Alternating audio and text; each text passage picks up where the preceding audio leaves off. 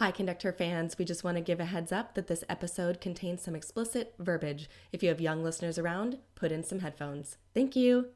Hi, and welcome to Conductor, where we are two sisters on a mission to amplify women's voices on the podium. Join us as we interview leaders in the field of choral music, share resources, and build a community for current and future teacher conductors, all while exploring the gender divide. I'm Kyra Starr. And I'm McKenna Stenson, and we are Conductor.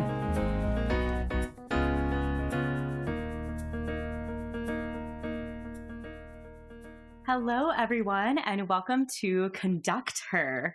Today, we are hosting a panel of women who serve as Director of Choral Activities at their respective universities. We are thrilled to welcome Dr. Mariana Farah, Dr. Joanne Vat-Chromy, and Dr. Alissa Rowe. So we're going to dive in and share a little bit about these esteemed guests. So first, Dr. Mariana Farah is the Director of Choral Studies at the Mead-Witter School of Music, where she conducts the UW-Madison Concert Choir, teaches courses in graduate choral conducting, and oversees all aspects of a comprehensive choral program. Prior to her appointment at UW-Madison, Dr. Farah served as the Associate Director of Choral Activities at the University of Kansas. Born in Brazil, Dr. Farah received her Bachelor of Music from the Universidade Estadual de Campinas, master's degree from the University of Iowa, and her DMA from the University of Missouri, Kansas City. With research interests including kinesthetic connections in conducting pedagogy, the integration of Kodai methodology in complex choral ideation and performance, and the sociological impact of choral cultures on learning and flow states, Director of Choral Activities, Dr. Joanne Vat-Chromy, brings a diverse and international performance and teaching career to James Madison University. The 2025 College of Visual and Performing Arts Distinguished Teacher Award winner, Dr. Vat-Chromy's innovative teaching practices and dedication to mentorship have transformed the student experience at JMU. Her ability to blend pedagogical rigor with compassion and creativity has empowered students and choirs both in the classroom and on national stages. And finally, last but not least, Dr. Alissa Rowe serves as Associate Professor and Gallant Chair and Director of Choral Studies at Louisiana State University. She conducts the renowned LSU a cappella choir, who will travel to London in 2025 to perform Jocelyn Hagen's Notebooks of Leonardo da Vinci in the Vox Anima Festival. She is an active adjudicator and guest conductor and has conducted numerous all-states and district honor choirs. Dr. Rowe holds a Doctor of Musical Arts degree from Louisiana State University, a Master of Music in Conducting, a Master of Music in Vocal Performance, a Bachelor of Music in Vocal Performance, and teacher certification K-12 from the University of Michigan. Welcome to our esteemed guests. We are going to dive in today with a couple of questions. The first question that will go to all three of you, and we will start with Dr. Farah, is would you just tell us how you came to choral music? I grew up in Brazil, so my initial stages of my music education took place in Brazil, and I did my undergraduate at a large public institution, and I did my undergraduate in conducting. So it was a 6-year degree divided in 3 years of choral conducting and then 3 years of orchestral conducting. And then after that, I decided to pursue my master's degree abroad and wanted to come to the United States, and ended up going to the University of Iowa, studied with Tim Stalter and Richard Blesh, and just really enjoyed the experience that I had there. And then I followed that with my doctorate at UMKC. I had the opportunity to teach a number of classes while I was a doctoral student at UMKC, and then started my academic appointments at a small undergraduate school, Indiana University Southeast. It's a satellite campus of IU, and then just continue in academia and pursuing choral music. As McKenna said, I moved on to the University of Kansas. I was there as the associate director for 9 years, had the opportunity to work extensively with the treble choir while I was there. Also had the opportunity to learn how to teach grad students, which is a total different beast than teaching undergraduate students. So it served me really well to be in the position of associate director for a while, so I could observe how my colleague was mentoring dissertation and recitals. And then I landed the job at UW-Madison 4 years ago as the Director of Choral Activities, and I love it. Thank you so much. And we are so excited to ask the same question to Dr. V. Would you tell us how you came to choral music? Well, thank you. And thank you for inviting me to be on this podcast. I came to choral music like many American kids in middle school. And I played French horn and sang in choirs my whole life through my K to 12 experience. And I had an undiagnosed vocal injury that was a rytenoid damage from a tonsillectomy that I had when I was 13. And it wasn't diagnosed till I was at Florida State to get my doctorate. So I played French horn for a while. And it wasn't completely what I wanted to be doing, but I was also doing some conducting. And I got a Fulbright Belgian American Education Foundation grant to go to the conservatory in Belgium. So I lived in Brussels for 5 years, which was an amazing experience, and studied there and performed in Belgium and gigged a little bit with the Belgian radio and television orchestra and did some stuff at that level. And I taught at the International School of Brussels. So choirs were always around. Then I met my husband, and I moved to Holland, and I got married and was freelancing. And I taught at the American School of The Hague in a lot of different capacities. And I also had a Dutch women's choir for 17 years. And that was a riot, teaching in a foreign language, right? Because my Dutch was pretty good, but I would make glorious mistakes. So it was wonderful. And I still keep in touch with some of them. That was a wonderful group of people that were like naturopaths and yoga teachers. Like we did yoga for 20 minutes every week before rehearsal, years before mindfulness was a thing, right? So I feel like that group of people were so instrumental in my life. And that's when I also got the choral job at the American School of The Hague. That's when I started to work with Rodney Eichenberger and did a lot of master classes in Europe with him. And then when I repatriated after 24 years, I'd been in Europe for 24 years, and sadly, my husband passed away unexpectedly. I've had a really interesting, crazy life. A friend of mine from the American School of The Hague said to me while I was teaching there, and he had passed, it had been several years, and she said, "Don't you want to go back and get a doctorate and teach people how to be a choral conductor?" And I said, "No." Why did I want to leave, right? But she saw it, so she knew I was restless. I hadn't even allowed myself to feel it. So I went back for a summer and started the second master's degree, and then fell in love with Florida State. And thanks to Judy Bowers and all those, and Andre Thomas, of course, and everybody, Kevin Fenton. I mean, I just go on and on. Clifford Madsen, Steve Kelly, Alice Andero, just amazing people that changed my life. So they said, "Yes, of course you can do your degree. Come back." So I left after 24 years. I came back to America. And then I was in my second year, like Kyra is, and I was applying for jobs.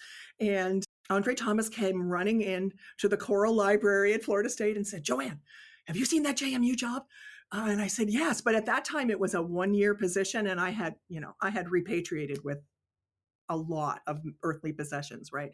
So I was like, "Yeah, I'm not sure because it's a 1 year." And he said, "You apply for that job. I think it's your job." And then a whole bunch of things happened, and here I am 15 years later. So he really knew. I'm just so lucky and grateful every day, no matter how busy or tired we get. I adore this job and certainly bleed purple. So thank you for asking me that question. It is just amazing. Every time we're on the podcast, I think Kyra and I are blown away about how different everyone's entry point into choral music is. And it's just really fun for us and for our listeners, I think, to see, oh, I identify with pieces of this journey or this journey. And it's not one way to get into choral music and into this field. So Dr. Rowe, would you share a little bit about your background and how you came to choral music? Absolutely. Thank you so much. Echo the statements. I just feel so honored to be speaking with all of you and sharing this and hearing each of your stories as well and your journeys. So mine is very different. Yes. So I came to choral music later in life. So I sang in choir in my high school, but my high school choir director was also my church choir director. So it was more from church that I began to sing in choir, and he pulled me in and he said, "Well, I want you to sing, and I also want you to do the handbells." And so I started really reading music more. Music literacy wasn't in Michigan. I mean, this wasn't done. We weren't really doing any of that. So I was singing in plays and music theater, and then I was singing in the church choir, and then I started playing handbells, and I was really learning how to read music. And during that journey, really in high school, between church music and then high school choir, I realized that I really loved singing. So when I went to the University of Michigan, it was because I wanted to be a singer. And of course, my family said to me, you can't go to school and just for a performance degree. That's absolutely not possible. You have to major in music education. And I said, well, I don't ever want to be a teacher. Yeah, I ate those words, right? I mean, I just completely ate them later in life. And that's because my husband, who I met, had two parents as teachers and my mother was a teacher. I grew up in a teaching family, and that was just something that I thought was not for me. But I started at University of Michigan in vocal performance, and I was a double major. It was really music ed and psychology. And we had to take, I started in psychology. My first year, I loved the psychology classes, but realized that wasn't for me. It was just not the path that I wanted to take. And I struggled in music because it was hard all of a sudden. And I wasn't the best at it because I was the best at it when I was young, right? I was like the star and it was great. And all of a sudden everybody else was better than me, right? So, I started taking voice lessons, and I was also taking the education classes, and Michigan offered us to do the performance degree along with the teacher certification and the music ed degree. We could do them hand in hand at that time. I actually don't think it's that way anymore, right? So, but we were able, it was a 5-year program, and I was able to do all that. And when I took conducting is when my choir mind just absolutely exploded. So my first two teachers were Jerry Blackstone and Sandra Snow. And at that time, Sandra was at the University of Michigan prior to being at Michigan State. And she pulled me aside and she said, you need to do this. And I said, oh, how? What's the path even for this? And after that, both Jerry Blackstone and Sandra took me under their wing. And really they were mentors for life. I did the undergraduate conducting competition through ACDA in 98, and it's kind of snowballed from there. Finished my education degree, and I was singing in all kinds of ensembles in the Detroit area. I became an assistant conductor for a professional ensemble in the area, along with teaching. And then a 9-month job, interestingly, opened up, right? And Jerry called me and said, do you want to apply for this? And I was now into my master's. And finishing that up, and I said, I don't know. My husband and I, we had taken the whole map of the United States and said yes or no to every state, right? And Louisiana was a no. Isn't that just great? And then we said, well, we could do anything. Let's just do it. And, it was great. All my professors helped me finish the master's so that I could take the job. And 20 plus years later, I was still at Southeastern Louisiana University. So it was a 9-month job that turned into one of the best periods of my chapters of my life. I mean, it really was terrific. And then now I'm in my 3rd year at LSU, which is just amazing, and where I did my doctorate as well. So I'm back here, but a really different story on how I came around to it. And I tried to do the performance as well as the conducting for a very, very long time. And then at one point, maybe we'll get to this later, I really had to make a choice about what I was going to do, and it came along with many other decisions at the same time. So, yeah. Incredible. Well, we really appreciate you all 3 sharing your stories, your origin stories of how you got here. And a lot of what you said resonated with me. McKenna and I grew up in a household where both of our parents were professional musicians, and they sat us down, sophomore, junior year of high school, and are like, well, are you doing this or not? And if so, you're going to be a music education major. And we both ended up adding performance, and it's interesting to hear kind of the common threads that a lot of us share to get to where we are today. And now, a quick word from our sponsors. Conductor, conductor, conductor, conductor, conductor. Hey everyone, come check out the newest collaborations with Conductor and Call Time Clothing. Shop the newest designs from your favorite female conductor-owned clothing line, inspired by choir music education, made to order just for you. Get one of your own for $35 Canadian, or about $26 American, plus a flat rate shipping fee. Visit calltimeclothing.com today. Do you live near other conductors and want to save on shipping? Order multiple tees in one order so that you only pay one shipping fee. Visit calltimeclothing.com today or follow us on Instagram.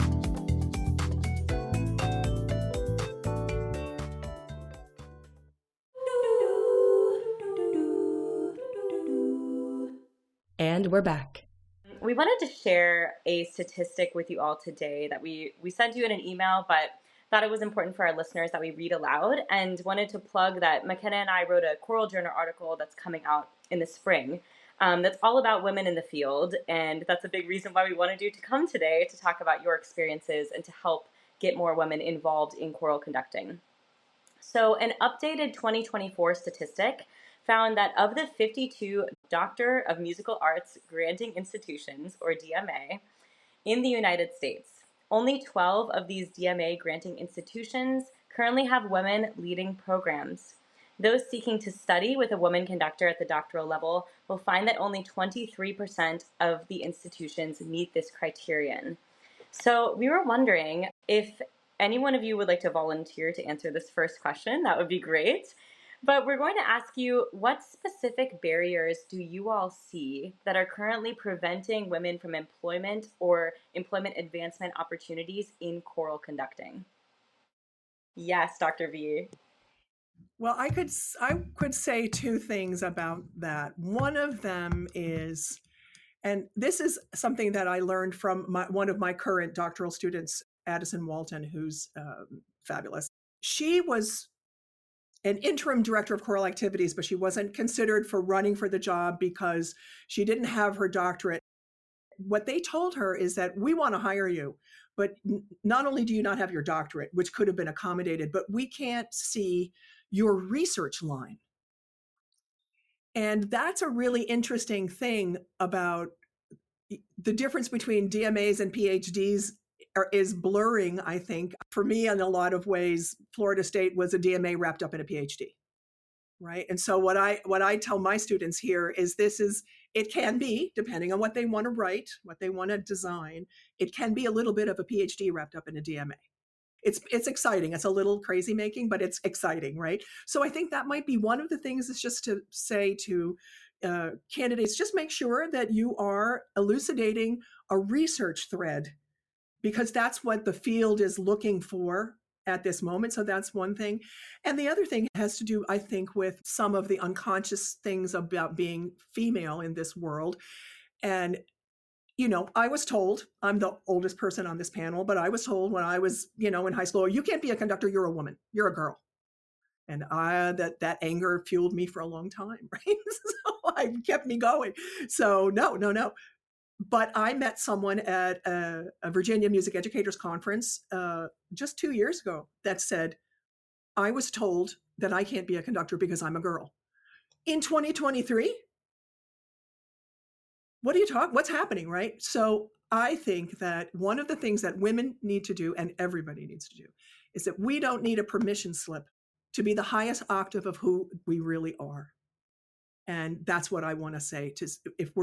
We need mentors, we need teachers, we need opportunities, we need community, we need friends who empower us, but we also really need ourselves to say, I give myself permission to do this. I don't have to wait for anybody to give that to me.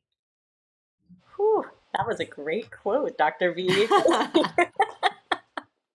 I think that's such a great point to this establishment of a research line, finding your own voice within the field. And something that I think Kyra and I have seen over our interviews on the podcast have been a lot of times people coming into the field with one perception of what it looks like to succeed. And in actuality, I think we need to maybe reframe or take away the frame of what success looks like. I think in part that is so personal. Success is different for every person. It should not look the same to all people. But if you had asked me even 12 months ago if I would be where I am right now, the answer would have been no way. And so having an openness to exploration is just super important, and I think is really helpful for flexibility in the field. Dr. Rowe or Dr. Farah, would you like to add anything? Yeah, go ahead, Dr. Rowe. Yeah, I was going to say that I haven't experienced a lot of barriers, and really interestingly, I was always very naive. And part of that may have been because Sandra Snow was at the University of Michigan. So I didn't understand when I was doing my master's at Michigan that I was one of a handful of females that was in the program. And I didn't understand that for her, that it was huge to be at the University of Michigan as an ensemble director and music ed faculty. I didn't know at the time, and looking back now, she was actually just here this past weekend for our choral conducting intensive, and I thanked her for breaking those boundaries, and I didn't have to walk them because she had already done it. And then the other thing I was going to echo what Dr. V said, that I do think that our mentors are also so important. They also really, all of my mentors pushed me to apply for things when I said, well, I don't know. I don't think I'm ready for that. Everybody else is better than I am. Or at one point I applied for a job and I had said to Ken Fulton, my mentor, I said, my husband and I are thinking about having a family. And I said, I don't know how I'm going to do that and have a family at the same time. And he said, I get that. But I want you to think about when your kids are grown up. What are you going to do then? I know you. And he said, you need to be driving forward. You need to not just think that that's going to be over, that life is over now that you're going to have a family. Think about beyond. And I couldn't get there. And so my mentors were really impactful in pushing me to send application materials and help me craft those materials when I didn't necessarily have my own vision, right? Or I was stuck in that, or didn't have the confidence, really. I think it's so easy for us as people who are multitasking all day to get kind of caught in that mental loop of, okay, this is what I'm doing right now. This is what I need to be doing tomorrow. And in 1 year, I need to be here. And I'm experiencing that a lot this year where I'm trying to just kind of break that cycle and step back and say, I trust that I'm doing my best effort that I possibly can do in all of these categories and maybe not in this category over here. And that's okay because we can't be our best at all things at the same time. But I think kind of leaning into that vulnerability and that mindset of, I don't know what's going to come, but I'm going to explore and see what there is out there for me. And I think so frequently that's when the universe gives us back that acknowledgement of like, yes, we are doing enough and you are capable of this, even if it wasn't maybe what you expected or anticipated would happen. Dr. Farah, we were just kind of wrapping up on this topic about barriers to entry the field and maybe challenges that women are experiencing. Do you want to pop into this question?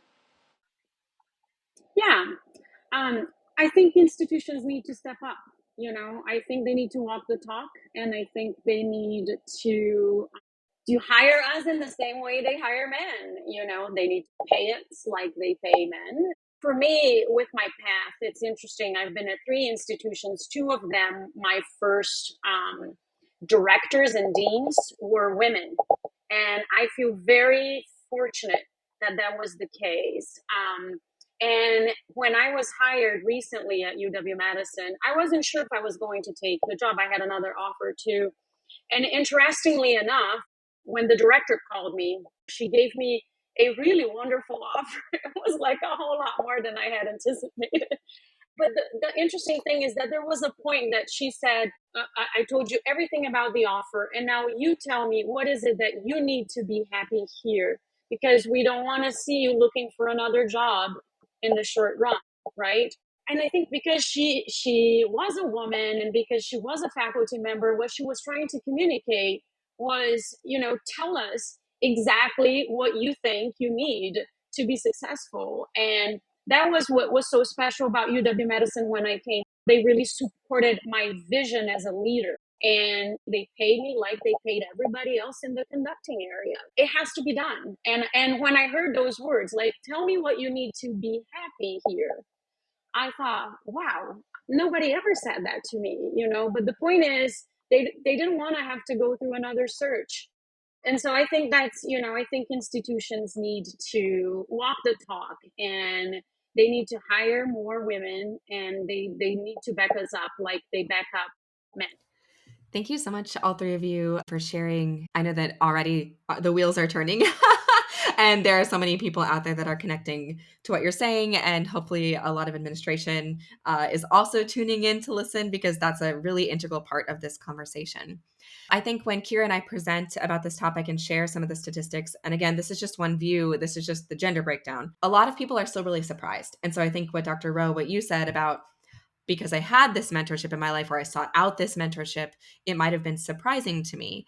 And so we're wondering, how can we develop systems and communities to support and help women to not only choose the career, but to stay in the career? Because what we found through our research more often than not is that women are interested. They come to school. 48% of DMA graduates are women, but we're not seeing women staying and having that lasting impact. Feel free to go in any direction. It could be work-life balance, family-related, supports. So any direction would be great. Any volunteers to go first? Dr. Rowe? I have a 7-month-old, so I'd love to hear what you have to say. I mean, I could talk about this a lot. I think for every person it's different, but I don't think there is enough support for women that are at the level of, especially in R1 school. And again, we go back to administration. Now that I'm here, I think to myself, I need an administrative assistant. I need help. I've had to really think about my boundaries and my expectations for myself and also at work. My graduate students are carrying a lot, but also they're working within my framework. So when I first got here, I really had to reframe them. They wanted to have meetings and classes that were from 4 to 6 at night and 5 to 7 at night, and no one wanted to meet at 8 in the morning. And it's taken me some time, and we have totally restructured that. I've told them, if you want to be my student, this is how we're going to do it. Because I have a family, and I'm going to turn things off from 5 to 7, and you're not going to hear from me at night until my kids go to sleep at 8 o'clock or 9 o'clock, and then I'll come back and I'll finish those things. But I know when I worked the 20 plus years at Southeastern that I just felt like I didn't have a support system, especially because I was the only conductor, the director of choral activities, and there wasn't a second. And I also didn't feel like I could call on anyone. I thought everybody else was so busy and as busy as myself that no one had time. And what I've realized is that everybody is just a phone call away. And maybe COVID helped with that as well. But there have been times where I've picked up the phone and I've called Deanna Joseph, I've called Sandra, and I've just said, I don't know what I'm doing wrong. I don't know why I'm so tired. I don't know how to keep this up.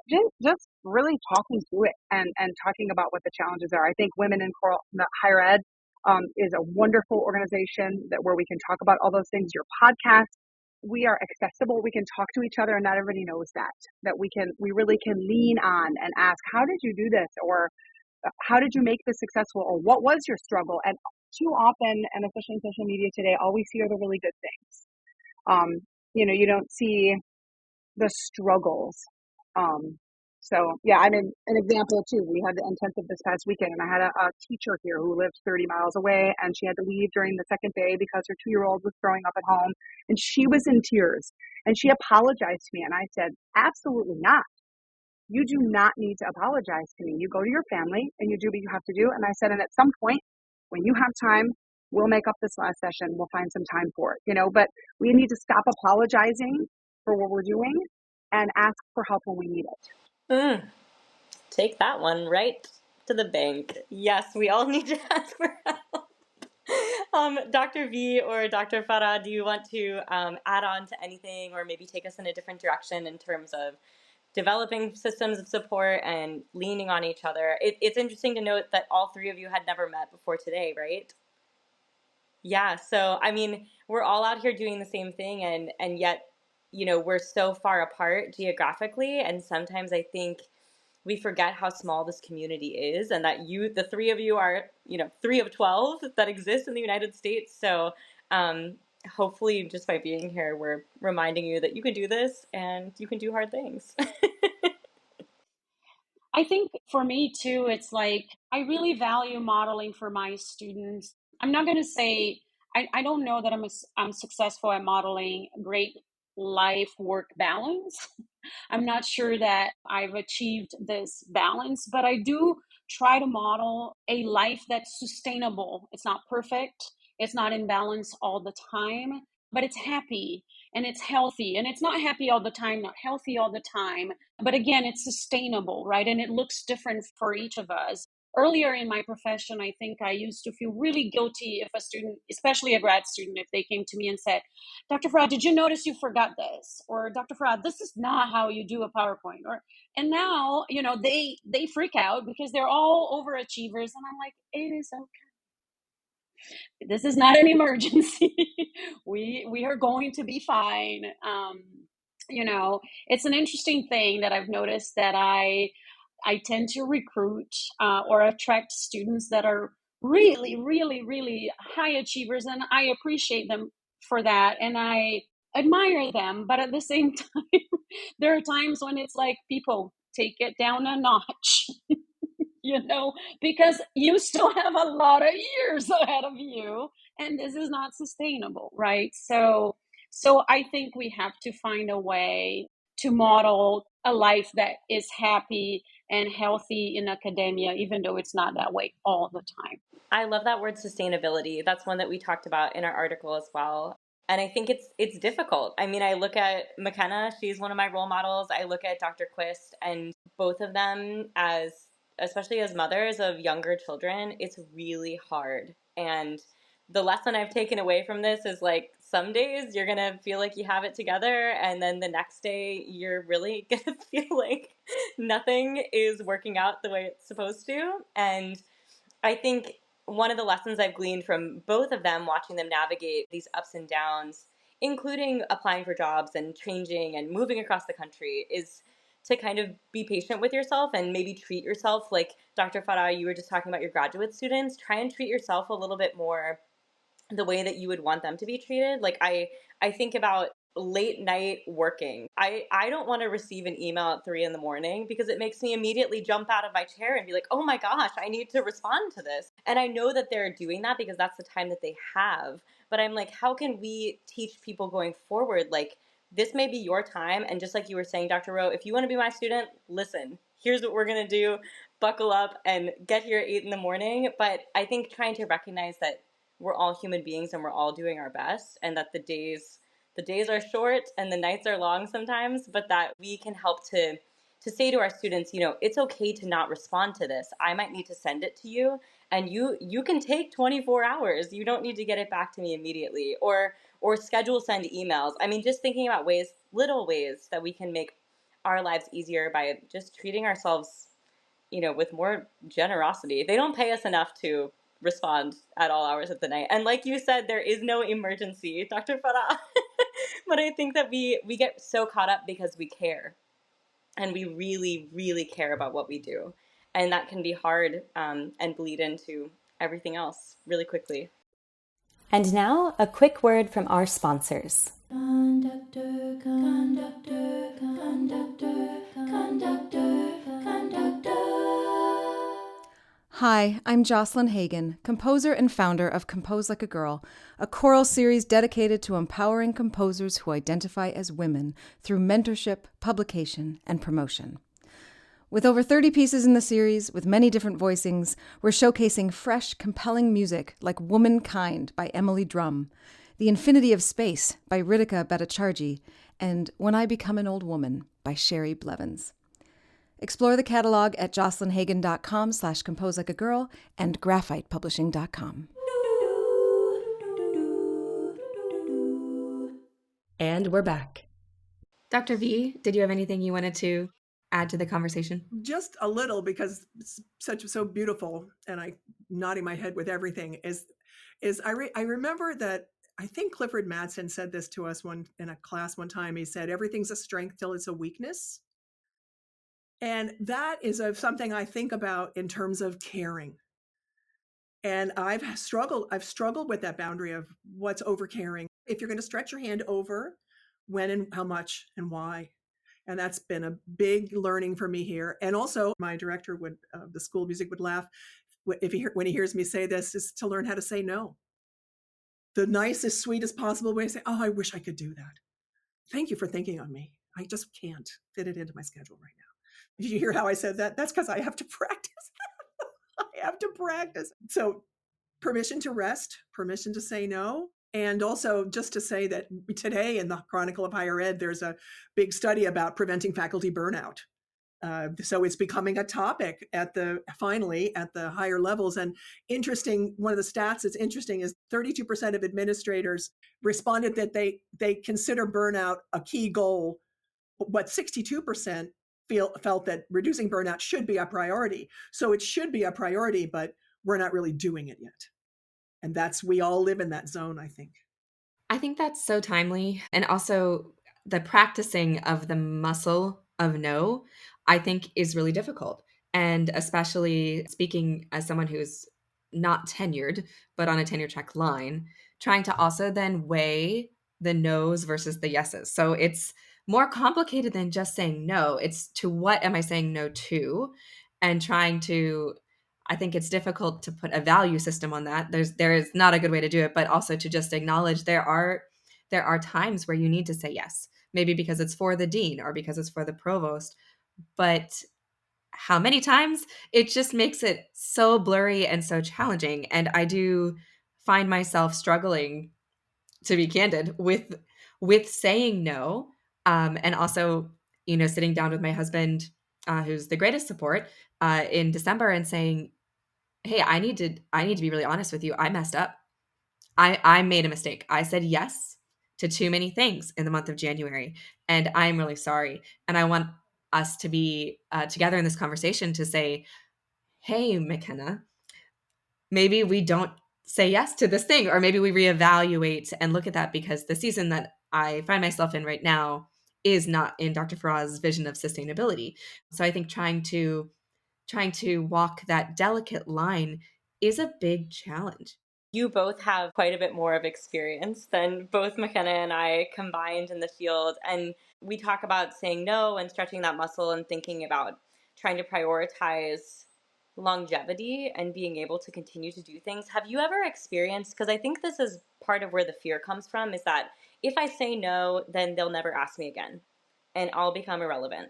Have either of you experienced anything like that? Or is this like a myth that we as women are kind of telling ourselves? Dr. Rowe has her thumb up. Dr. Rowe. No, I think it's a real thing, and I hear you, McKenna, you're talking about tenure track. And I had this experience with my husband. My husband is the same. He's unbelievably supportive, but we do this every year. It's the same thing, and after my first year at LSU, I said to him, I took too many things on, right? 2 gigs a month on top of everything is too much. Like for me, I had to put it in like numbers. Okay, this is what's happening here. But I think one time I performed and he said to me, why are you so, I don't know if it was I was singing or it was a conducting concert. And he said, why are you so worried about this? You work so hard. And I said, well, what if somebody doesn't like it? And he said, of course somebody's not going to like it. And I like burst into tears, right? And it was a moment for me to go, who am I doing this for? Why am I doing this for everybody else? Or am I doing it because I love it and I know I do a good job? So you know what, at the end of that tenure track line, if what I chose to do isn't enough for them, then I don't want to be here. This is not the right place for me. And I think that mind shift is so important, that we are worth it. Prove that we're worth it. Go about doing what you're good at. And if the people who are at the top, male, female, it doesn't matter, if they don't see value in what you chose and what you did, then move on. And I think it's very clear too that, back even to what Dr. V said about that DMA PhD, there are R1 schools that value performance and look at performance and creative activity, and they put that right up there with the research, but not always. And you have to know you and where you're headed, and which school, wow, like, does that fit for me or is that not a good fit for me? And I'm going to be pushing myself against like a wall. And to talk to your mentors about those things, because they will have the sort of an inside idea at the bigger universities about where that higher admin stands about things. And it's important to know that, I think, as a woman going in, so you're aware of that. Oh, that was, yes, refreshing, Dr. Rowe. I related a lot to what you just said about why are we doing this? And sometimes we have that moment of, oh my gosh, I need this to be so excellent. And then you're like, wait a second, what is this for? And why am I doing this? And who is it serving for me to be so stressed out about this performance or opportunity, be what it is. And now, a quick word from our sponsors. Conductor, conductor, conductor, conductor, conductor. The Conductor Choral Series, powered by Music Spoke, is an intentional platform that highlights the voices of women and their allies in the choral music world. This series is designed to elevate and celebrate the contributions of women throughout history, as well as those currently shaping the music scene. Its name, Conductor, intertwines the role of a conductor with the concept of empowerment and the recognition of women in music, a field where their contributions have often been overlooked or underrepresented. The series serves as a celebration of diverse women's voices, composers, conductors, singers, and advocates, by providing access to choral works that reflect their unique perspectives, creativity, and experiences. Through this collection, Music Spoke gives both emerging and established composers the opportunity to share their voices with the choral community, providing a sense of inclusivity, visibility, and accessibility to repertoire. Check out the Conduct Her Choral Series today for your next concert.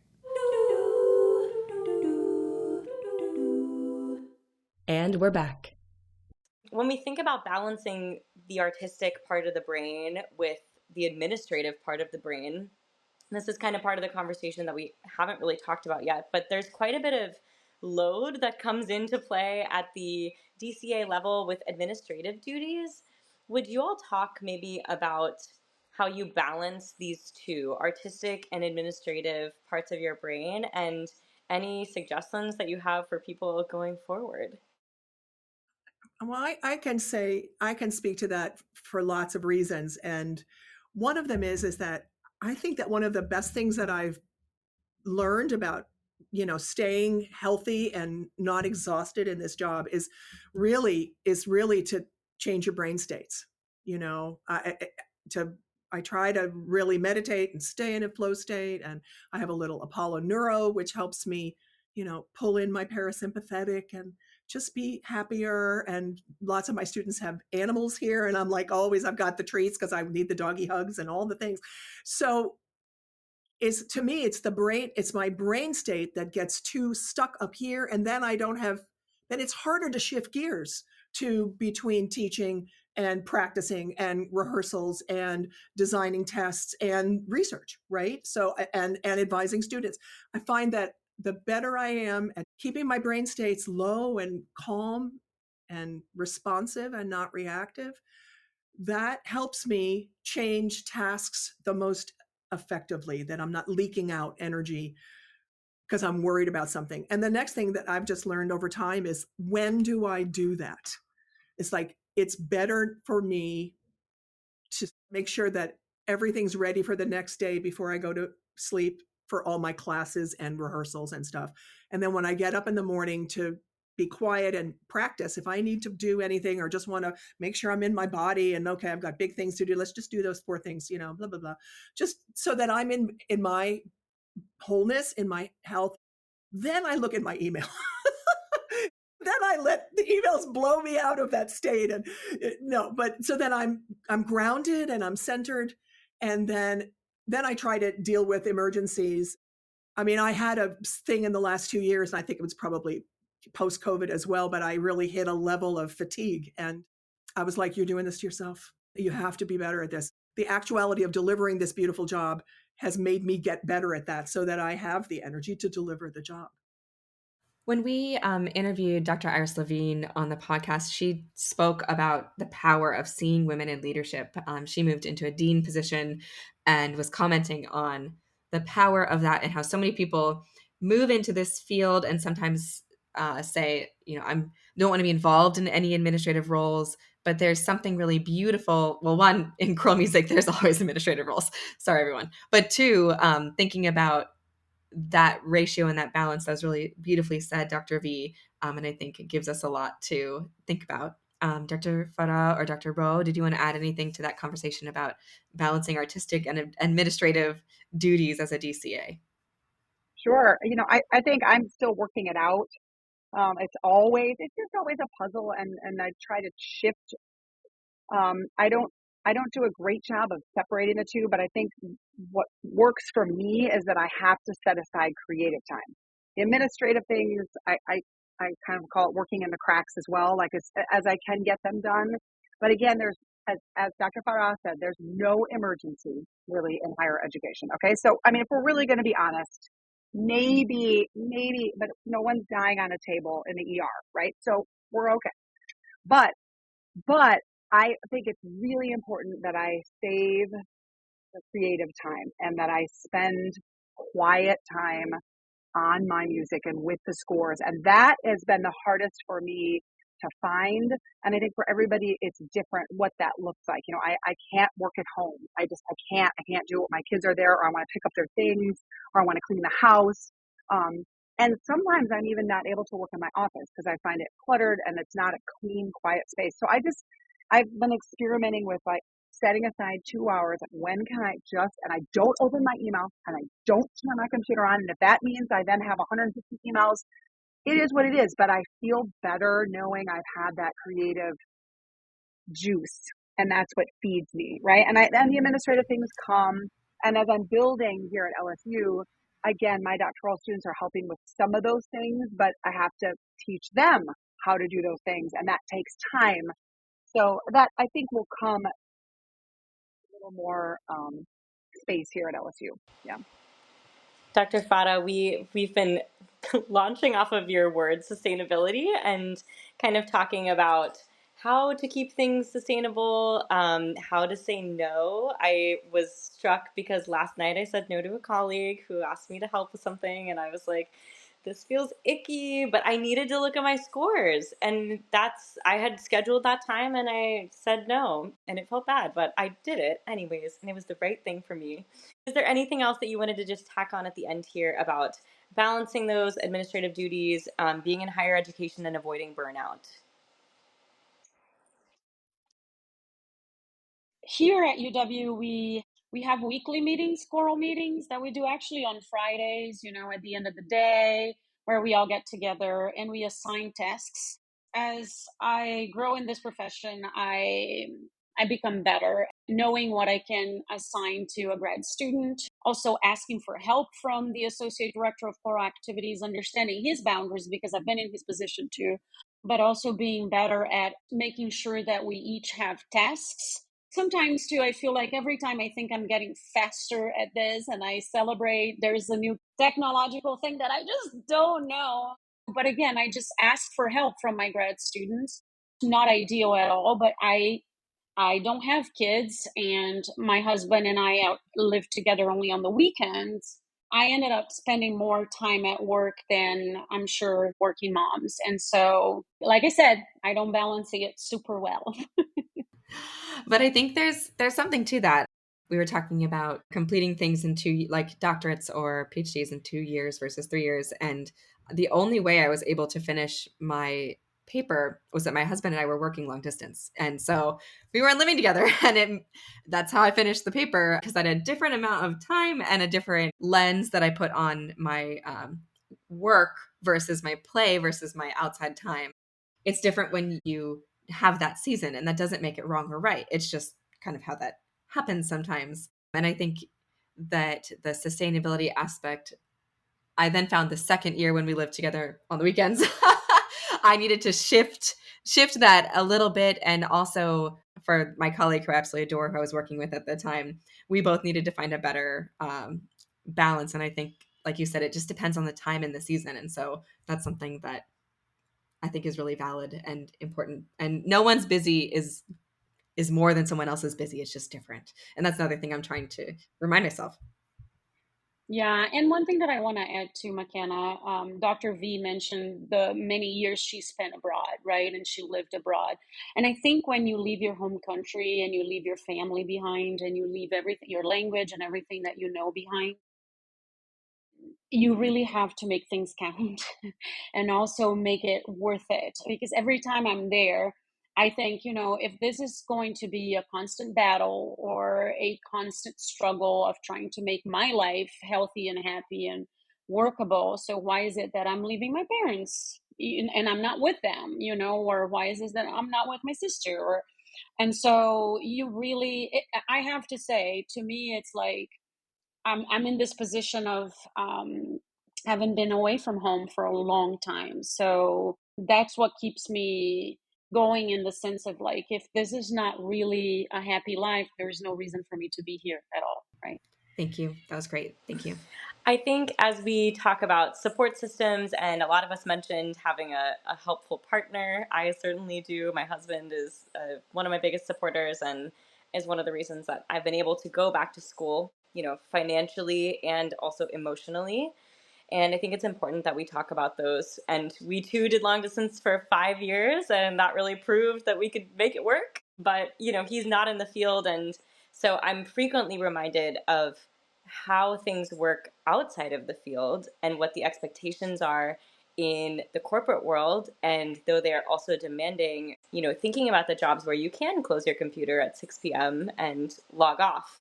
Things that I'm trying to think about and consider as I look ahead to my future and with my students, and try and be respectful of their time and their lives, because they're just human beings. Which leads us to our next question, which is, can you talk a little bit about mentorship and maybe speak to what you hope to instill in your students through their choral experience at your university? I know that's a big question. So what do you hope to instill in your students through their choral experience at your university? And just raise a hand if you would like to go first. And this will be our last large panel question before we move into some fast fives at the end.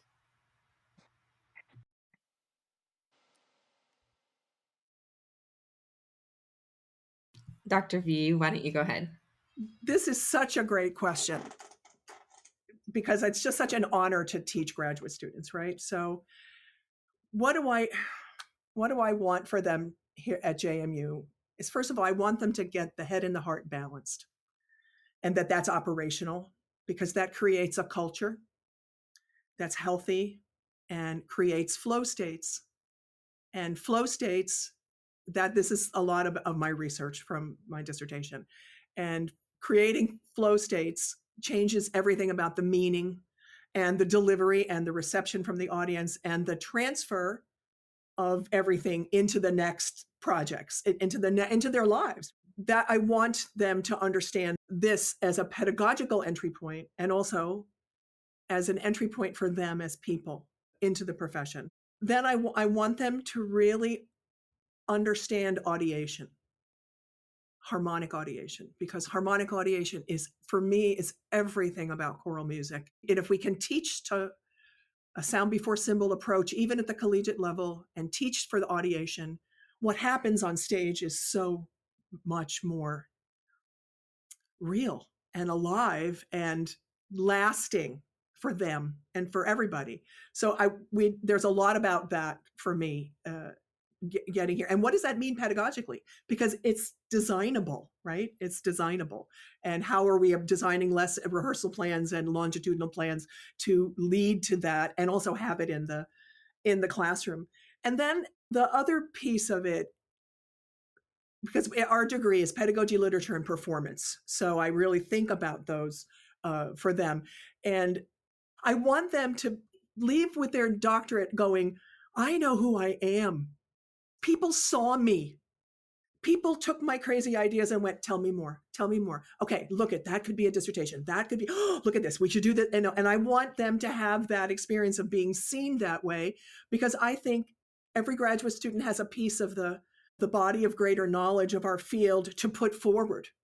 And can I help them identify it and find it and write about it and integrate it into everything that they're doing, so that they can be the next level of leaders by being who they really are, not who I want them to be or think they should be, but who they are. And it's such a fascinating journey.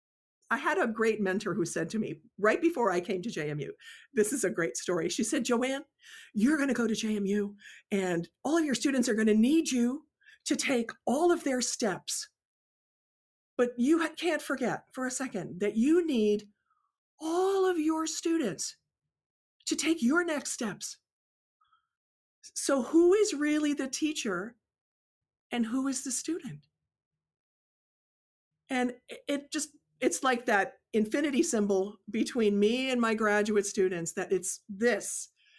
And I just try every day to look at them and live in that place with them and help them do that. And hopefully I want to do that every day. I don't know. I have a really different life. I wasn't lucky enough to have children in this incarnation. So I have this kind of like this life and this life. So there's a lot of me present for this, but it's about that they're conscious, right? It's consciousness as conscious conductors, consciously audiating, consciously delivering repertoire, and that they can see that in their students too. Thank you for asking that question. What an honor it is to answer it. That was beautiful. Dr. Farah or Rowe, would you like to go next? Dr. Farah. Sure, I can go next. I think for me, really wanted them to know that I'm in their corner and that and again, and for a long time, because we're in this for the long haul. And I also wanted them to know that grad school is temporary. Because I don't know that anybody does their best work when they're grad students, when they're constantly being observed. And there's a lot of frustration that comes with being in grad school, as you both know, right? Again, I wanted them to know that this is temporary and that I am here for them in the long haul. And hopefully, I want to teach them to be kind to themselves, because it takes courage, it takes a lot of work, it takes a lot out of us. I don't think I was always kind to myself in the beginning of my years. And I think that opened the door to a lot of things that happen in my profession that I wish it didn't happen. Nowadays, I also try to give my students, when appropriate, just a view of what academia is like, a broader view of what our day to day is like. Because when I was going through school, it was mostly like conduct, choral literature classes. I didn't know everything about recruitment. I didn't know everything about mentorship of junior faculty and what the tenure process was like. So with my grad students, I do try to give them a window into what this life is like, so they understand it's a long life. So I wanted them to be kind to themselves. Beautifully said, Dr. Rowe. Oh, that was just so beautiful, both of you. I mean, what you said, it's just, I think it's absolutely right on. And I wrote some words down as Dr. B was starting. The words I wrote were curiosity. I think that for me is really, really important, that I'm just instilling this sense of curiosity. And I think as teachers, no matter what level we're at, naturally, we are just always curious. We're curious about poetry and repertoire and harmony and melody. I mean, we can go on and on. So I hope to instill in them a curiosity that's like ferocious, and that they never stop. And then I also wrote down excellence, but in many, many forms. So I'm just trying to model for them being an excellent colleague and being an excellent human being. Can I model being a good human being for them? And especially as Dr. Farah was saying, showing them this window of the university, because so many of them sit in their interviews when they come to audition for a DMA program. And I say, well, where do you see yourself in 10 years? And I don't think that there's a bridge. They don't know what the bridge is between that goal and where they are. And then sometimes when we talk about it, they realize that maybe that isn't the right path for them. So to be a mentor and really be long-term there for them as they decide what's best for them and their lives. And I also wrote down empathy. So I think in our degree, as we work on communication, I actually told my graduate students the other day, I said, I think the word people should be a verb. We're communicating, right? It's one of the most important things we do. And as we work on communicating in our gesture, that we are empathetic and honest all the time, 100% of the time. Whether that's positive feedback, negative feedback, criticism, we didn't sing that well. And that we are empathetic 100% of the time. And then we model that at work, at home, whether it's with children, without children, with parents. And I think in turn, we can make this world a better place. Oh, those were just fantastic answers, everyone. It's like you were born to do this job, and you were, and you're all doing such incredible work. And now, a quick word from our sponsors. Conductor, conductor, conductor, conductor, conductor. Hey, Kyra. Hey, McKenna. You know what choral directors are always looking for? What? Well, as choral directors, we are always looking for new pieces to program for our upcoming concerts, and Pavon Publishing is proud to have some outstanding women composers and conductors in its catalog. Wow, what are some of the new releases? Well, let me tell you. Canto e Liberta by Diana Saez and Suzette Ortiz for treble voices, piano, and percussion. It was premiered under the direction of Dr. Iris Levine from Conductor Season 1 and is in her Pavon Treble Choral series. Ukrainian composer Irina Alexichuk's Holy Lord of Hosts is stunning and was premiered in the U.S. by Grant Gershon and the LA Master Chorale. Grant has launched his new series with Pavon in support of this remarkable composer.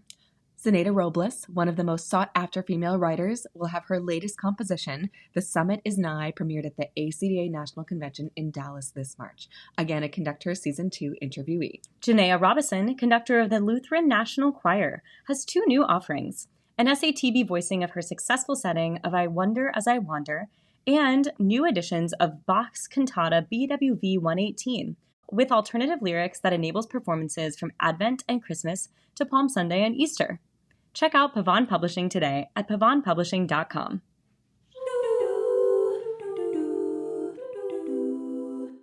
And we're back.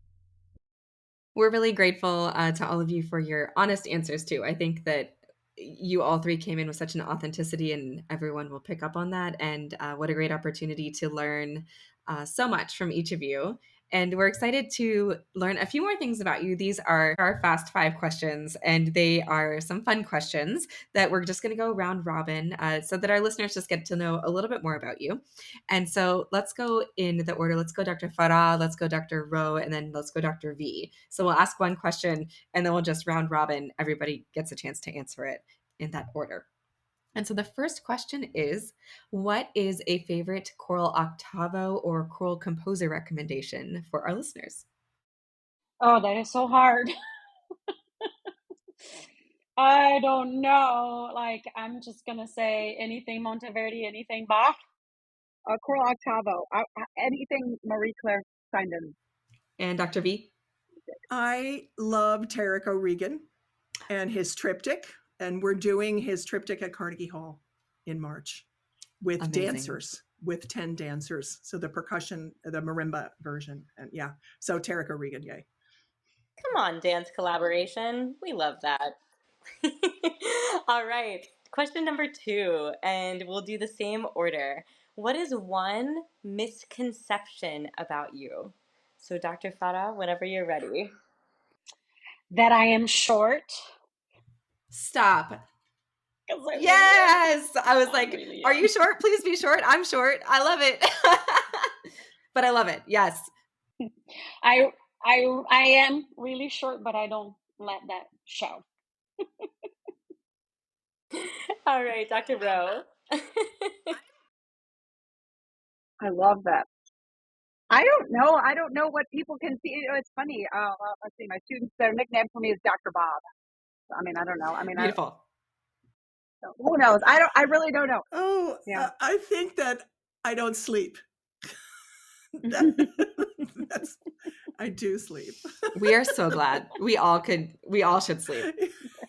I hope Luca, my 7-month-old, heard that. We all should sleep. Yeah. We all should sleep. Number 3, what is one word to describe you as a conductor teacher?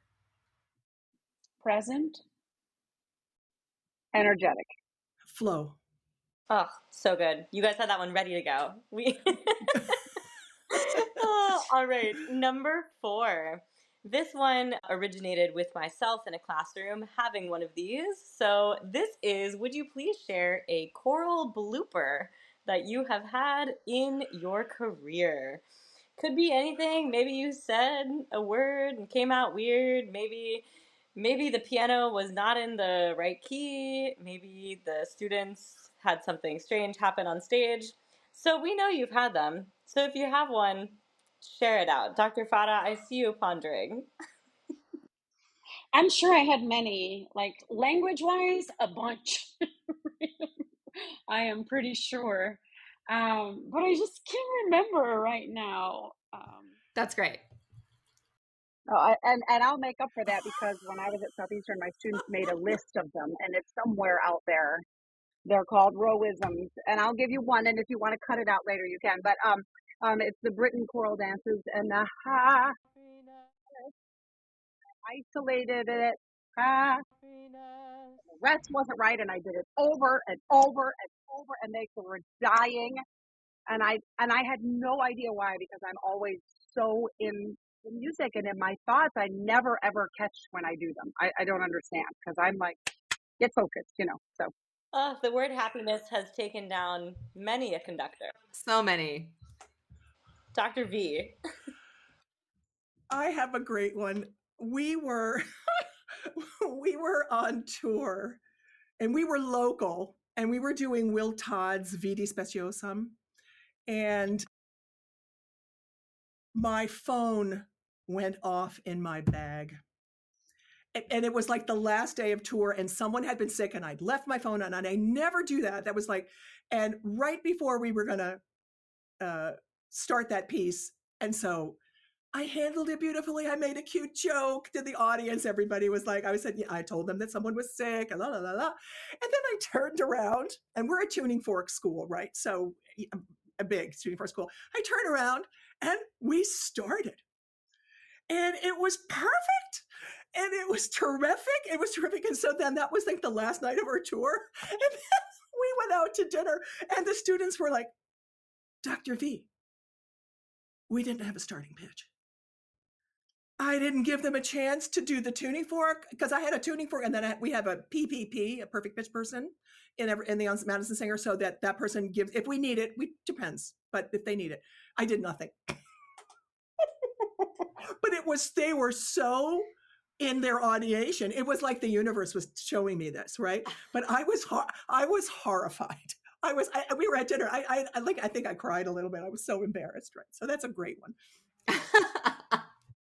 Oh my gosh. Well, we appreciate 3 choral giants sharing some of their embarrassing and honest moments. So that we don't end on the blooper question. The last question in the Fast 5 is about your favorite choral memory or an experience that was meaningful to you as you've gone through the profession. So we would love to just let that be your closing remark today. So Dr. Farah, do you have a moment that sticks out to you? So many. I think for me, it was seeing my mentor conduct St. Matthew Passion. He was in his early 40s, and he got really emotional. I know that was a big thing for him to do. It was performing Brahms Requiem with him. So, yeah. Beautiful. Thank you.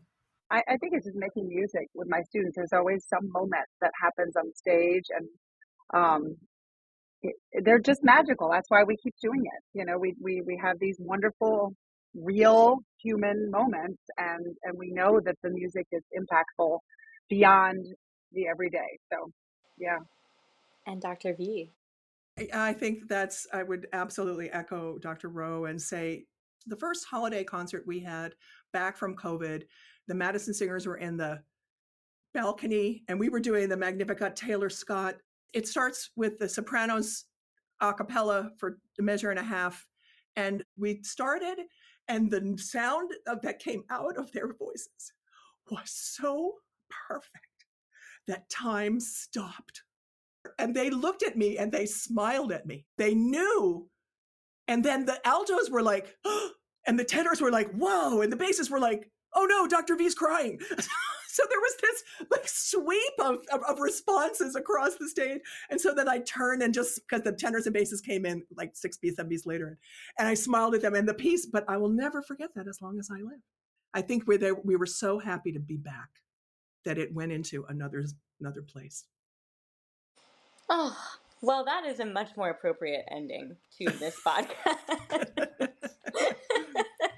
We, again, cannot thank you all enough for spending time with us today, and hope that the 3 of you can lean on each other now and know that you have each other's back in this field. And we know your time is precious, so we really appreciate you being here, and we hope that our listeners can gain some insights, and we hope that you get some more graduate students and undergraduate students who are interested in your program as a result of doing this.